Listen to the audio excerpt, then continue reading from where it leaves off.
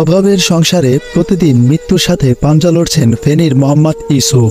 2017 সালে এক রাতে নামাজ শেষে বাড়ি ফেরার পথে একটি মরা সাপের কাঁটায় আহত হন তিনি।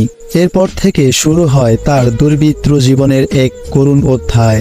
আমি কই খামু কই দামু, আমার ঘরে কিচ্ছু নাই। দেখেন আমি কেমনে খামু, কিচ্ছু নেই, চাইল ডাইলও নাই। আমরা কিভাবে রই, কিভাবে খাই, মানুষে খাওয়াইলে খাই আর নলে উপাস থাকি। চিকিৎসার অভাবে ইউসুফের পা পচন ধরেছে, কিন্তু তার কোনো যথাযথ চিকিৎসা ব্যবস্থা এখনো করা হয়নি। 55 বছর বয়সী ইউসুফ একজন সাধারণ মানুষ। তার পরিবার আর্থিক কষ্টে জড়িত। প্রতিদিন তাকে পচন ধরা পানিয়ে অসহনীয় যন্ত্রণা সহ্য করতে হচ্ছে। চিকিৎসার অভাবে ধীরে ধীরে তার শারীরিক অবস্থা অবনতি হচ্ছে, কিন্তু তবুও তার ভাগ্য জোটেনি কোনো আর্থিক সহায়তা বা চিকিৎসা।